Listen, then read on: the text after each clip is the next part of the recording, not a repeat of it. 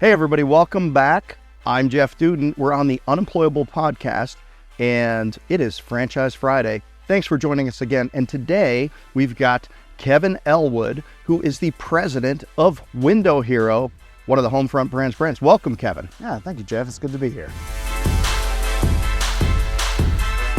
Yeah, very excited to have you on today. Can you start with a quick introduction?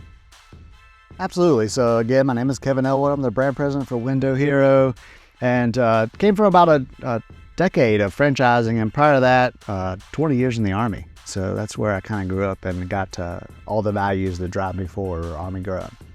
Outstanding.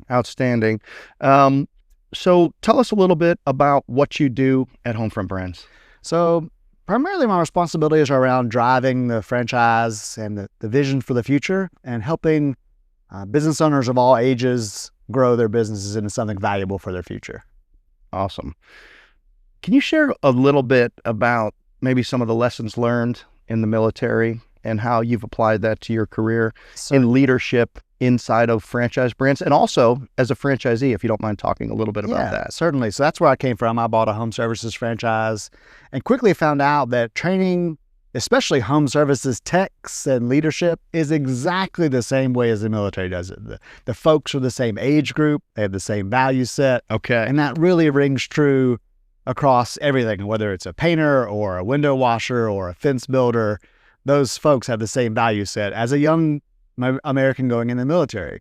So all the military basic training things, the basic training principles apply and make life significantly easier if you just kind of think along those same lines. So follow the plan, complete the mission. Repeat. The same things, establish what works, and then repeat it over and over and over again to success. Yeah, and training as well. Right? Yeah, don't let your employees sit idle or figure it out on their own.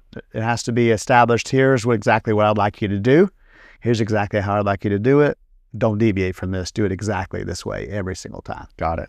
Would you mind sharing just maybe what your specialty was when you were in the service? Yeah. So, a little bit about your career. Yeah. So about 18 and a half years of it was in Army Special Operations Aviation. Had a terrific military career. Met a girl, had kids, ruined that. Had to get out, kind of decide to retire. But had a fantastic military career all over the globe. Many times around the planet and all over serving everybody. It was spectacular. And then, fancy enough, a LinkedIn post.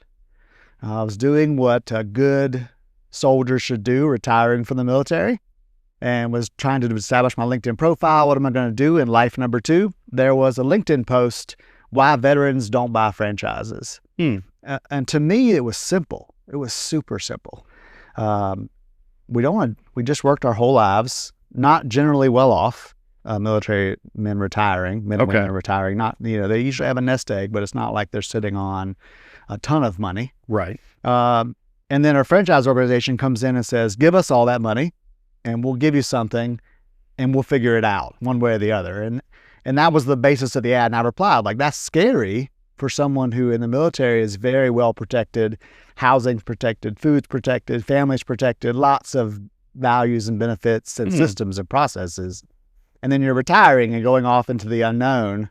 And so it can be pretty scary. That reply, luck would have it, was the first one of the white paper that was, why veterans don't buy businesses. And I got an unprecedented response. Unprecedented. Really? Was it from the veteran community? Veterans, franchise brokers, franchise systems offer me free units and I would just sign on to their system. Hundreds of responses to me directly at that post. Prior to that, I'd probably never really actually considered buying a business. I have a formal education in business. I thought I would just go off into someone's corporate ladder and work and never change. I was wrong. So I bought a home services franchise.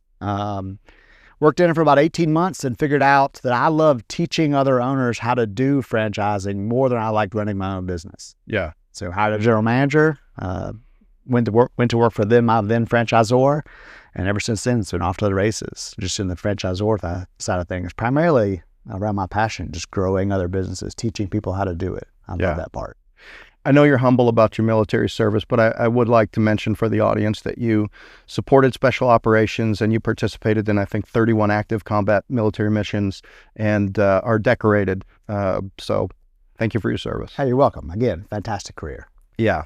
And while we're talking about veterans, you would think that franchising is an exceptional opportunity for veterans based on their training, their willingness to do the hard work, to follow a plan, to show up, and to then evaluate what they did and to continue to improve upon it, and also to build and lead a team. Without a doubt. But kind of like I started about in the beginning of this, it is difficult to overcome the mental block of buying something, going into everybody is incentivized and you see it all over the place.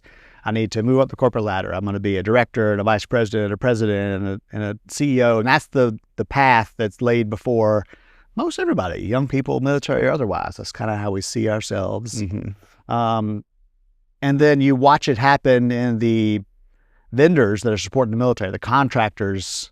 You see that same path. I'm going to go to a contractor agency. I'm going to work through that. Yeah. It's so right in your face. Yeah. So then, although the military veteran is perfect, you just said it, it's perfect, it fits. I'm a perfect example of that as well. Yeah. Like if you just tie the value set and the principles that guide you to the military to this, you will be successful in franchising without a doubt. But it is a difficult mental block to overcome. And you joined a good system, a growing system. It was in the moving, storage, and junk space. And you became one of the top producers in the network, and I think ultimately helped them at the corporate level. So it was a really good transition from the service life to the entrepreneur life. Yeah, absolutely. Had a great system, a great group of support folks, and then learned that I want to be one of those folks. And that allowed me to explore and grow, and then to grow my own business as well, learning from the coaches as I coached helped me grow my business significantly as well. Yeah. Well, we're so glad you did, and we're so glad that you're here. So can you just share a little bit more in detail about what specifically you do at Homefront Brands, maybe how you engage the franchise owners? Absolutely. So Window Hero is a fairly small system, about just under 40 units. So I'm actively involved with franchisees a little more than the average franchisor or president of a brand might be. And that's right where I want to be. Okay. So driving franchisees to get to their vision, to grow, to be successful, to take the necessary steps, how to hire, what it feels like, what does the day in a life of a successful franchisee feel like. I love teaching that part. I love seeing and experience it and watching people grow and be happy in their dreams of franchise ownership. And then last but not least, driving the vision of the brand as well. Making sure that we're saying, hey, the future is bold and we're going to drive towards it hard. So is that what you like the most about it, is working with the franchise owners? And is there anything else that's particularly rewarding when a franchise owner has a certain type of success? Absolutely. To me, it is almost like I'm winning. Okay. So to see a franchisee get to the next revenue level or the next profitability level, or to hire that next employee or buy that next truck and get to that next space, I share in their energy and in that success energy and that vibe. Mm-hmm. I experience that just like it's mine. Yeah. It makes me, it's so nice. It's so, it's a wonderful feeling to help, 40 business owners win. Yeah. Window Hero's growing. We're consistently adding new franchise owners to the system. What are some of the reasons that you see owners choosing franchising today? I think that owners choose franchising for a bunch of different reasons. I think one of the reasons they're choosing Window Hero right now is basing the business off relationships and culture. So we have a successful plan, right? Most franchisors they'll tell you have a successful plan. And we can grow your revenues, you'll hire employees, but we also have a system of meetings and culture-related events where you can get on and laugh with your peers and talk about that win, talk about that loss, talk about whatever it is to achieve success in a comfortable environment. And I think that helps people choose Window Hero more than otherwise. What are some of the characteristics of ideal candidates that have success inside the system?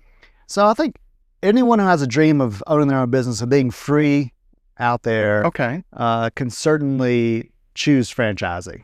Now, I think that also you should understand the type of franchising, I think a person should be specific there, whether maybe someone who's sales oriented, home services is where you should be. You can go out and win easy in home services. Okay. Maybe someone who's completely tech driven. There's franchise systems out there for you, but maybe not a home services franchise as much. Okay, so somebody that might prefer to be behind a computer working on things like that versus out in the community. Absolutely. Meeting people, building a team, that kind of thing. Those relationships are critical, no matter what. Even with a perfect marketing plan, going out and shaking hands with the community, being the mayor of your community is the way. The mayor. Absolutely. All right, awesome. What are some of the common misconceptions that people have when they become exposed to franchising for the first time?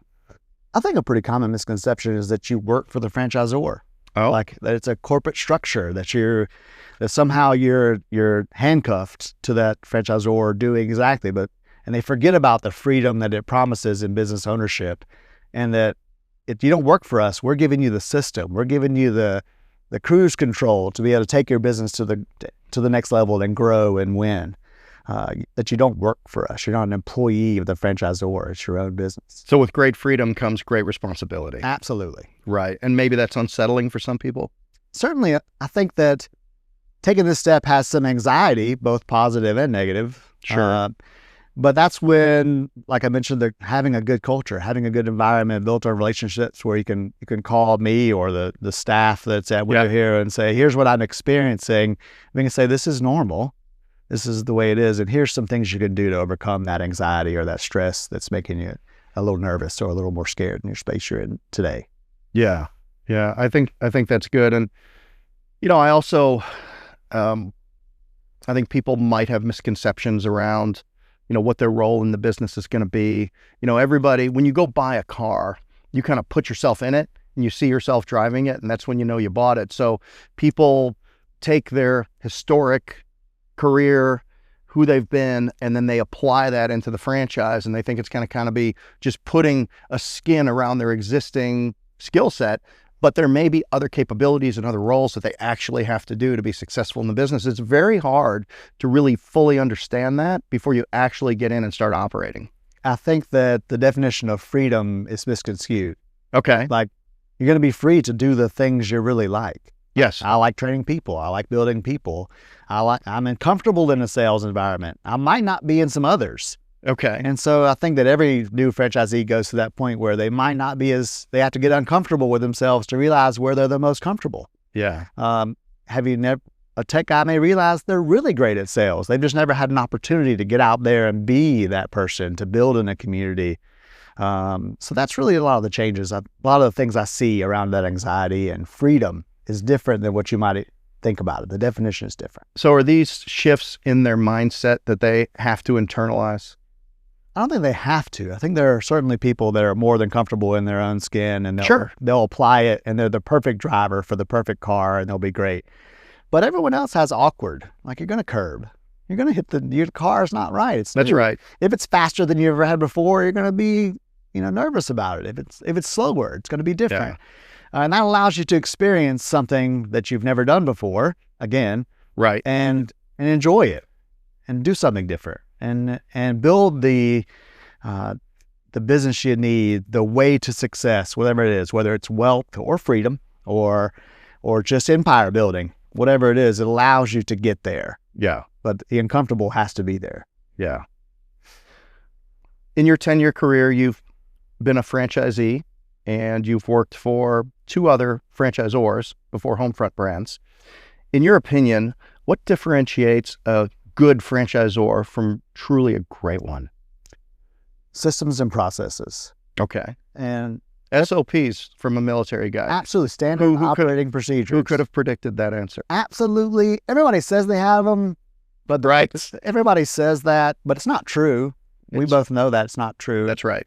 And that's the differentiator from the people who build the systems and processes. It's clear from the team. I think you can look at a franchisor who's built solid teams and their culture internally in the franchisor and see that they do or don't have good systems and processes. The franchisee's language, their behavior as well, that's going to tell you whether you have a good systems and processes at the franchisor level. I think Homefront stands apart in most good franchisors have franchise business consultants. It's common, and Sure. we do as well. Obviously, we have them, but the level of marketing support you get here at Homefront Safer, you have a person that's your marketing person, kind of like an FBC, only marketing oriented. Okay. It's different than the average franchisor with just a franchise business consultant, which is normally kind of operations based historically. Yeah. So you get a little different. It's, Yeah. you get some more support in a different quadrant, and sometimes the scariest quadrant of the business, marketing. Right. Where no one buys a franchise saying, I can't wait to get out there and market my business. That's not generally the party line in why you buy a franchise, but that support's there to help you be healthy. The key word that we're talking about a lot of Homefront Brands now is specificity and making things very specific. And to your point, specific marketing people working on specifically the marketing tasks, and then business coaches working on the activities, the behaviors, the performance KPIs inside of the business. But, really taking away things that are unclear, taking away anything that's noise or a distraction to make sure that every interaction has value and is incrementally improving the business and the business owner and the people that are operating within it is something that we aspire to do at Homefront Brands. And you're right, it's not easy. It's not easy, and it's expensive, and you're in life with these franchise owners. So, but I think you and I are in the same way we really enjoy working with the owners. Absolutely. There's no better success, better measure of success as a franchisor. Yeah. What are some things that people might overlook when they're making their choice as which franchise brand they're going to join? I think easily relationships and culture. Oh. Is it just a business? Right. It's so much more. And it's easily overlooked to just get happy and get involved in the decision of buying a business. But the relationships and culture, the franchisor and the system that you're buying into is oh so critical. And sometimes can be overlooked to the point that you buy into one that's unhealthy. And it's sometimes often too late once you get involved. Take a look at that. Those things are super important. Got it.